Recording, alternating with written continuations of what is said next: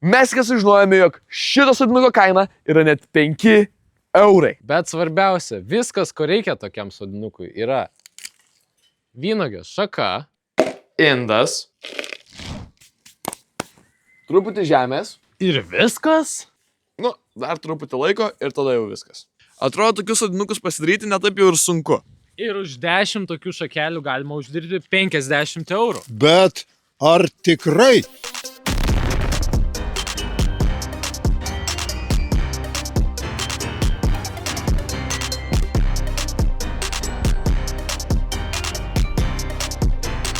Vynuogininkas Audrius. Prieš mus sėdi žmogus, kuris bent jau 20 metų dirba su vynuogėmis. Ir kadangi mūsų supratimas ir įsivaizdavimas gali būti visiškai klaidingas, bandydami šį vynuogių sodinuko verslo modelį, mes pasinaudosime Audriaus pagalba. Taigi pradėkime nuo pačio aktualiausio klausimo. Ar tikrai vieno šio sodinuko kaina yra bent 5 eurai? Nors aš pats sodinukais neprekiauju, bet žinau, kad jeigu jūs gausit sodinuką už 5 eurus, tai bus kaip mėgėjiškas kažkoks ne verslo rezultatas. Sodinukus kainos yra labai skirtingos, priklausoma nuo kelių faktorių. Vienas iš jų yra patikimumas iš to, kuris pardavinėja. Jis turėtų turėti verslo liudijimą, jis turi turėti atitinkamą leidimą pardavinėti. Todėl, jeigu nori modernios, geros veislės sodinuką iš patikimų rankų, turėsi mokėti brangiau. Jeigu absoliučiais dydžiais, tai man teko matyti, kad sodinukas gali kainuoti 26 eurus, pavyzdžiui. Mūsų kitas klausimas jums yra, ar vynuogių sodinukų iš tikrųjų užtenka tik tai šakelės, žemės, kažkokio tai indelio ir laiko. Ar reikia kažko daugiau? O ne. Būtinai reikia dar ir žinių, nes be žinių, jūs turėdami visus tos išvardintus dalykus, sodinuko neturėsit. Kitas klausimas. Kokios aplinkos reikia sodinukams?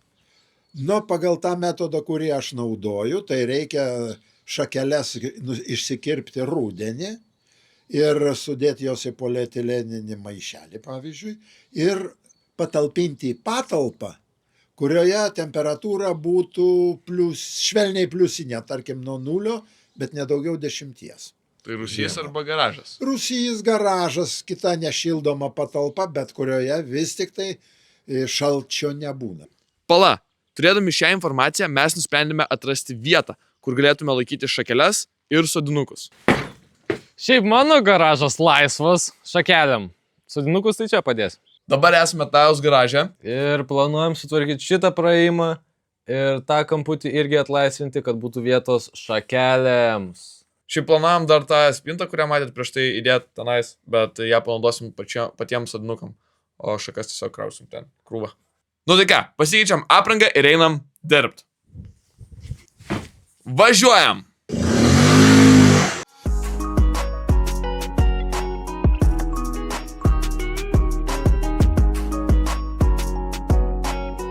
Kaip ir baigiam tvarkytis ir dabar padėsime savo specialias vynuogių šakelės ant tos buvusios būdos.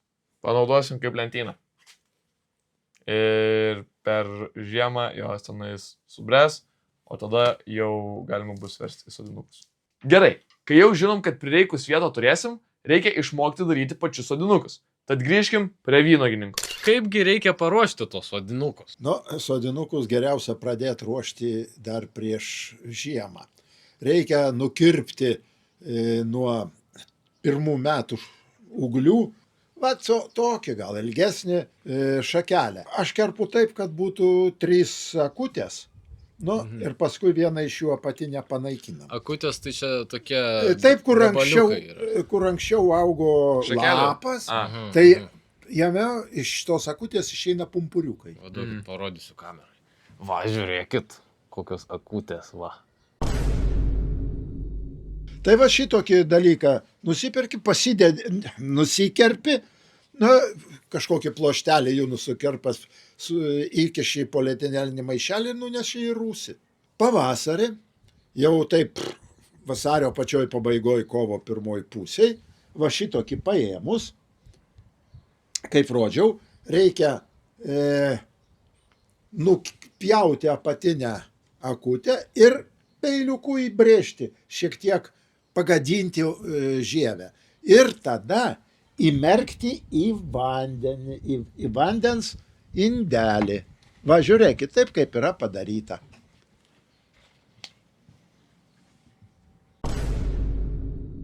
Wow. Ir po kurio laiko dalis šitų ūgliukų pradeda išleisti Žiedus? tiesiog savo ūgliukus.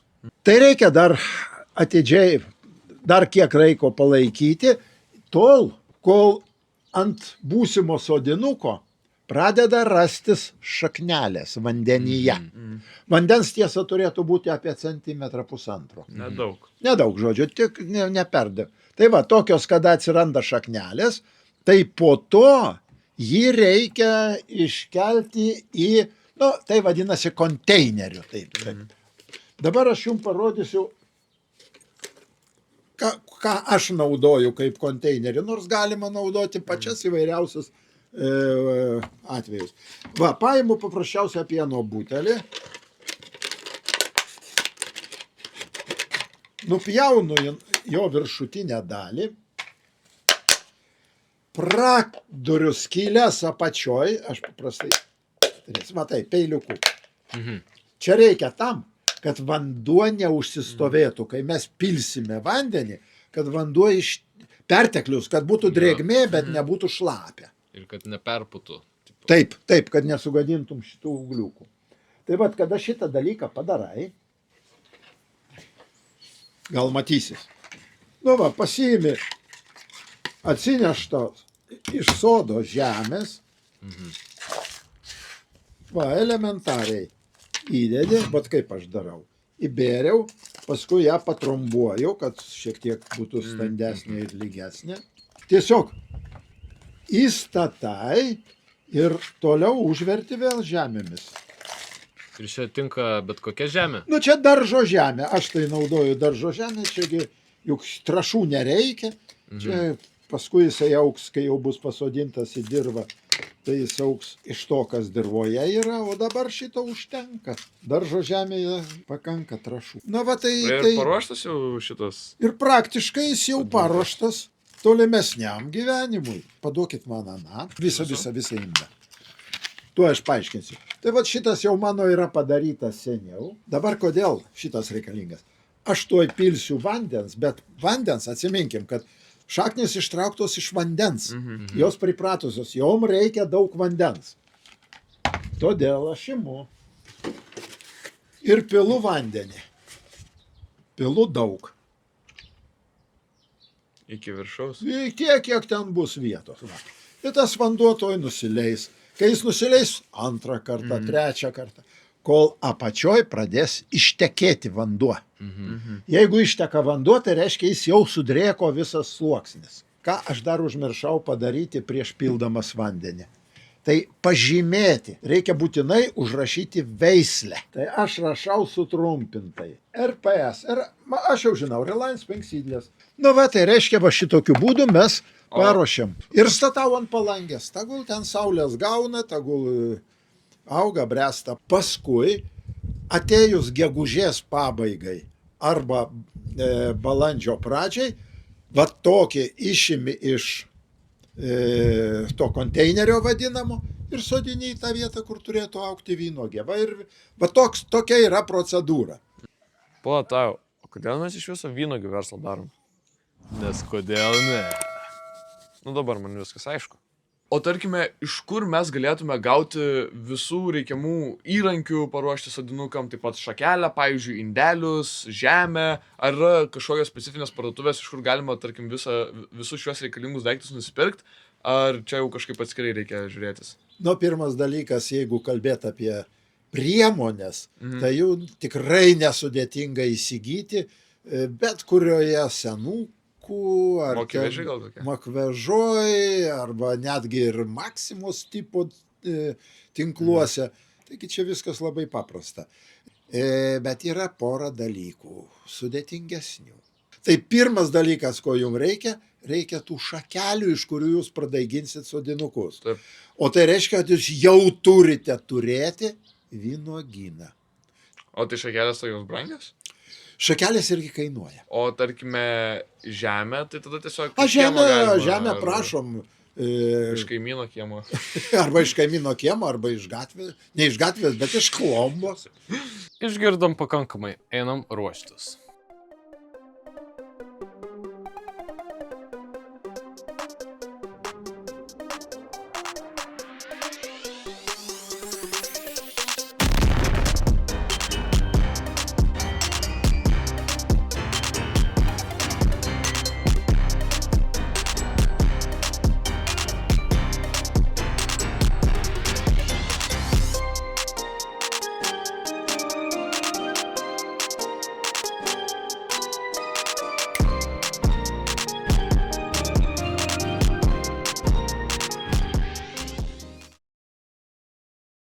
Ar mes galėtume gauti vieno sodinuką savo verslo pradžiai? Kodėl ne? Prašom, va aš jums galiu padovanoti va šitą Reliance 5 sydlės veislės sodinuką. Reliance patikimas 5 ružavas sydlės besėklis ir labai skanus. Ačiū labai. Dėkojam jums labai. Dar vienas žingsnis pradedant bet kokį verslą yra market research. Išsiaiškinti, ar mes iš viso kažką parduotume, neinvestavę nė cento.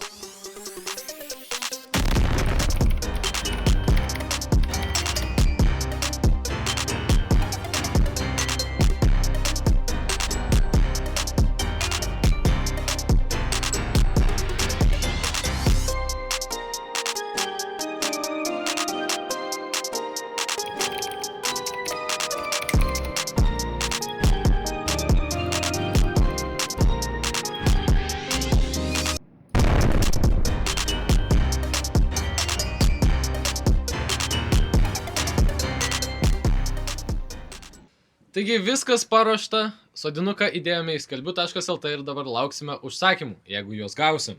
O ko laukiam, kokių yra variantų arba kokiose dar stadijose galima pardavinėti vynuoges, tarkim gal užaugintą, o gal tik tai šakelės. Tai mes dabar aptarėm su jumis, parodžiau pirmamečio sodinuko paruošto pardavimui sukelio. Bet galima pardavinėti ne tik konteineriuose, bet pardavimui kai kurie ruošia plikomis šaknimis, tai vadinama. Tai tada jau būna, jau, sakykime, 2, o galbūt net 3 metų sodinukus.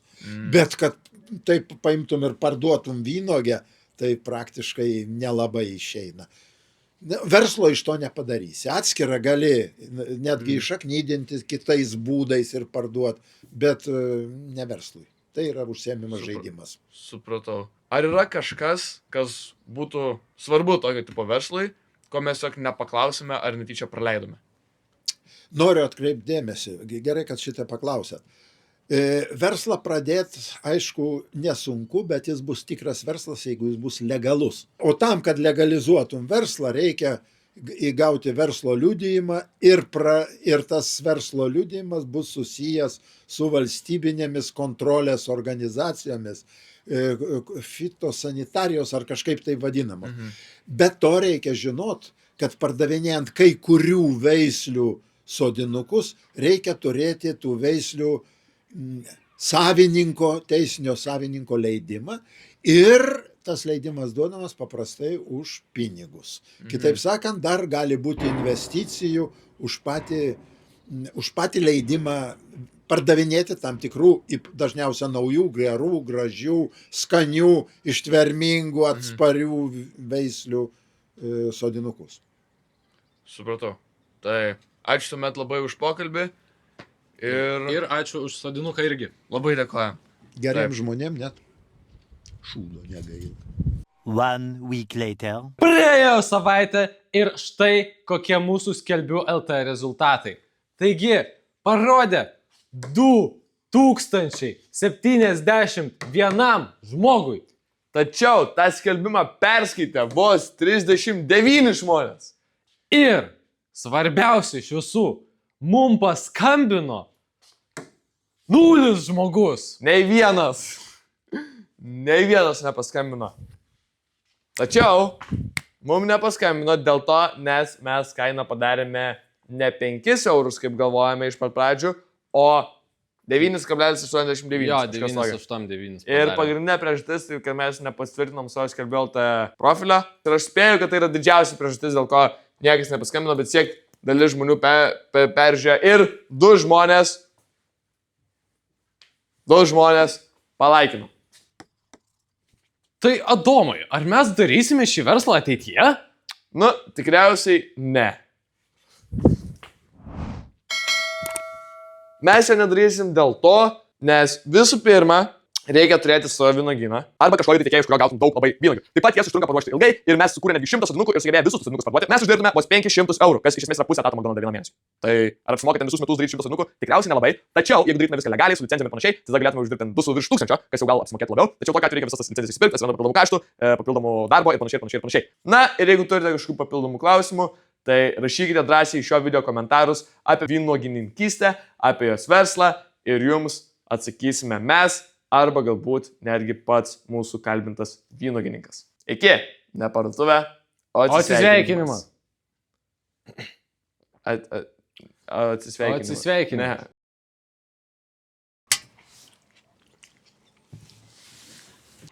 Važiuok, kur tau čia nerožinė?